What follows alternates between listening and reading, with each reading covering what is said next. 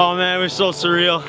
It's so weird how like you can feel like you're spent with a couple miles to go, but then you get that little boost because you know you got something coming like that, and oh man, it's such a mental game. It's amazing what your body can do if you just convince yourself that go a little bit faster. So we had to do 11:47:21. How does that sound? Oh, that sounds awesome. I won't complain.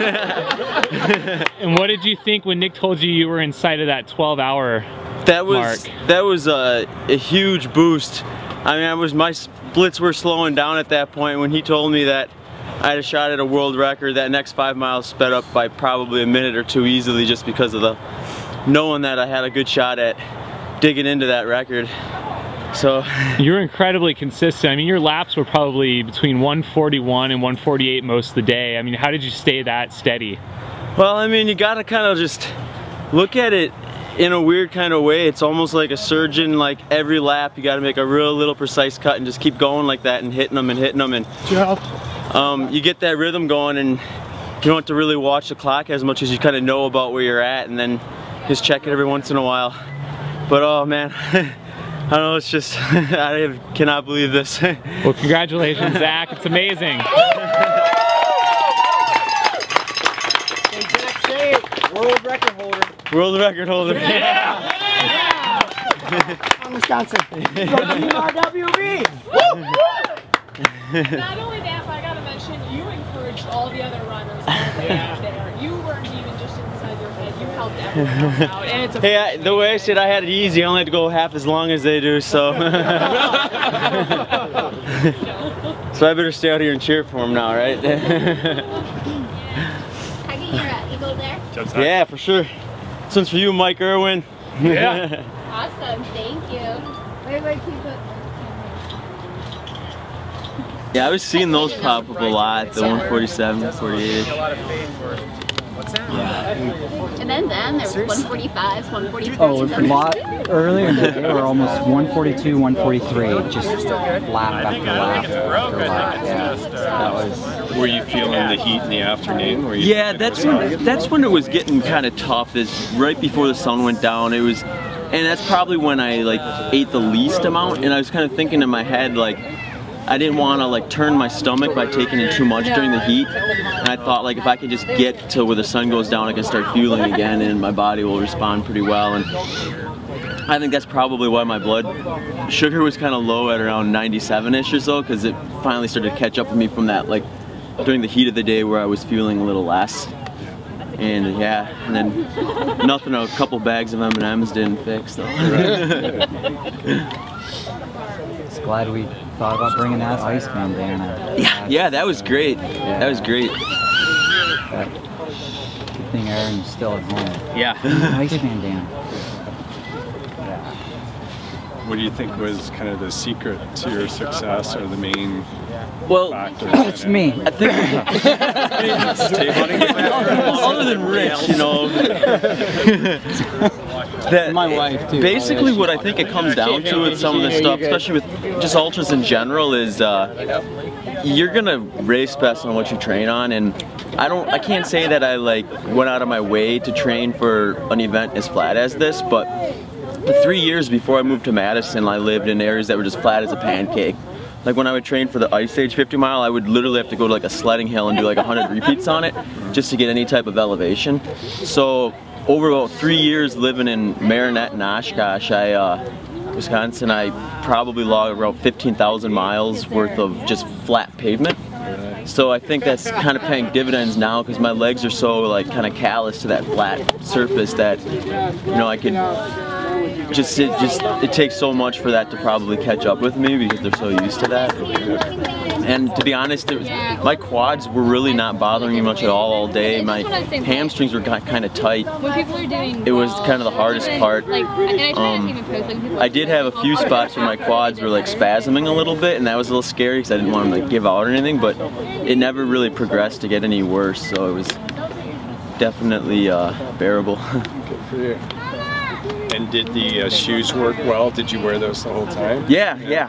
Yeah, there's Score a Base. I like, I want to say like maybe a year and a half ago I started working down to a lower profile shoe. Like, I wouldn't say that I'm like pure minimalist or anything like that. Like, I like stuff that's maybe 10mm heel drop or lower, and these are 0 drops. So I definitely kept up on my toes all day long. And, some people wonder like if my feet are gonna be wrecked from that, and it's like they would be if I never wore them before and tried this. But you know, you get a year and a half of that, and your calves and like your stabilizer muscles in your feet get so strong from it that it actually makes it easier to be in something that's a lower heel to toe drop. I coach a bunch of amateur athletes, and I'll tell them about your record and everything, and when they hear that it's on a track, most of them are going to go like, how could he mentally do that?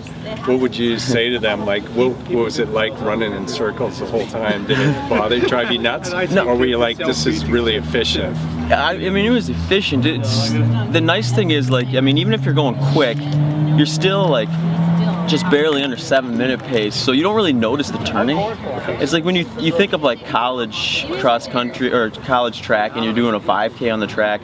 I mean, you're going fast there, so you can really feel the turns. Right, you're like leaning into them, right. But here, it's like you're going slow enough that you barely even need to lean at all. It's just, it feels like you're going kind of just straight the whole time, really. So there wasn't any monotony to it, you're okay, you're being focused and everything? Yeah, and it was, I played some different games along the way. Like, I would do, like, once I got to mile 70, I would kind of try to do things where, like, for a mile, I'd say, okay, I'm just going to count down from 4, and I'd go 4, 3, 2, 1, and then I'd just kind of cruise for a while, and then I'd do it again, and then I'd say when I got to around mile 90, I tried to picture, like, this 10-mile route I had at my house, and I was just, instead of thinking lap after lap, when I'd hit a lap, I'd picture where I would be on that 10-mile course, and just kind of pretend I was doing that, and that was a huge mental boost, just because I think like I do this every day, year in and year out, so it's like, you know, just pretending I was doing that, and that helped a lot. Did you have much interaction from the other runners? Like, you know most of these people. Did you get a lot of encouragement from them, or any funny quotes from them? Oh, and I'm sure there were some funny things. I don't know if I remember them right now, but I mean, everyone was great, encouraging, and you know, it's just so easy to be positive out there when you have everyone, you know, giving you positive vibes and then giving it back to them. I mean, that's the best part about the track. You are always talking or hearing from somebody, and you're never out in no man's land. Right. You can tell us about your fueling. We saw banana chips and lots of half Gatorade, half Mountain Dew.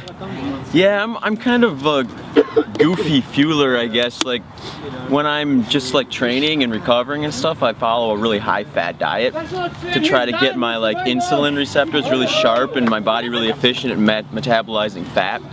So when I race, though, I try to take advantage of the fact that like my insulin receptors are really strong, and I'll bring the sugar back for those.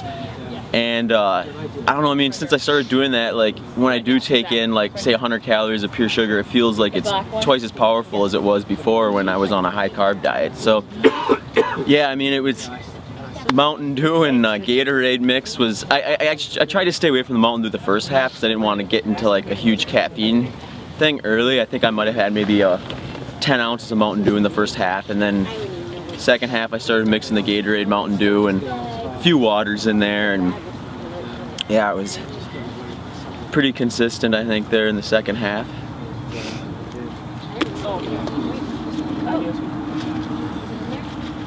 Do some shameless promotion on Vespa. And that's another reason I can kind of get away with taking in the carbs when I don't train with it that much, is the Vespa kind of limits the amount of like spike you get from the insulin, and it keeps you still kind of even keel there, and it actually kind of helps promote that sugar to go to your brain so you can stay focused longer and stuff. So I mean, I've been using this stuff since 2011, and I won't stop. You know what your final So what's next?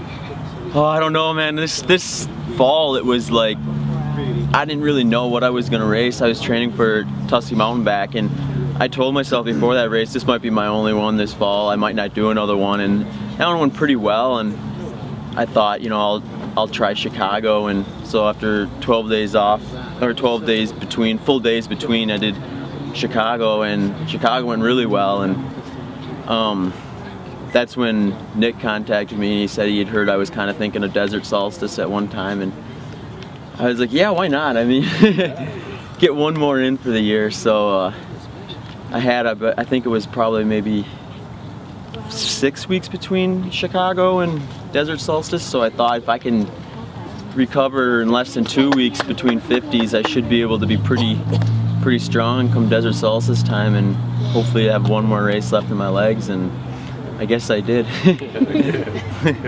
Because of that progression and how you kind of were discovering that, wow, I'm that great type thing, do you think that there's a lot more to go? Yeah, to be honest with you, I don't know that I was really 100% today. Like, I could definitely probably have been better off if this would have been like my A race. I mean, I would have done a lot more like course specific training, and I probably would have done, you know, maybe a little different race schedule earlier. So I'm looking forward to kind of making a race like this, like an A race down the road. And yeah, I mean, I think I could probably take some time off of that, given the right conditions. I mean, it's hard to argue. I mean, I could come out here and run like 10 minutes better, but not get that because we could have like worse weather or something. There was a lot working for me today too, so you never really know until it happens. So yeah, how about that no wind? Yeah, no wind is huge. Yeah, that was big, and there was a little bit of a breeze, but it was more of a benefit than a hindrance. In the heat of the day, it was nice. Yeah. Yeah, it felt great. Well, I have some. I guess I'd like to race quite a bit in 2014, and I'm signed up for Ice Age, and then probably Mad City 100K, and Do you want to do the big trail races like Western States and Red Rapid Ground and Europe and that kind of stuff? Yeah, I mean, I like the trail races too, and I'm definitely stronger on the flats, but if I get a qualifier for states, I won't turn it down. Yeah, so it'll be interesting to get back. I did states in 2012, so I'm kind of familiar with the course, and I don't know, with like a 7% lottery success rate, if you get a ticket to states, you can't really turn it down. So Ice Age is another Montreal Ultra it is, yeah. Race again this year, and that's home turf for you. It is, yep. That's a great race. Right in my neck of the woods. Yeah, and it has a very stout course record. Yeah. 1983. Are you considering going? Andy Jones. Around 80, early 80s. Are you considering going after that? I mean, we'll have to see, because I'm probably going to do Mad City, which is about 4 weeks before that. But you know, this year I got stronger on my second like 50 miler, so who knows how I'll feel going into Ice Age. I might feel stronger after doing Mad City. So I mean, I did Ice Age the last 2 years, and that record was kind of in my mind that whole time, and you know, it would be something that I would love to try to get, because that one's been standing for a while, and that course is just like relentless. I know David Riddle described it as death by 1,000 paper cuts, because you just go up and down the whole time. And the Nordic loop. Yep, yeah, for sure. So I mean, it just catches up to you after a while. So that would be a nice one, and I know I'm sure I'll do that race a number of times before my ultra days are over. So it's, you know, I'll always be gunning for that one. So you'll run 100K, World 100K if you get on the team? Yeah, I mean, I would. I think that's another thing where I don't think you can really turn down if you get. So I mean, I guess this is probably the year to try too, because they cleared the field. So they'll be sending the 6 best. I guess the 6 best. Well, technically the winner of Mad City, then the next 5 best times will get on the team. I think right now you're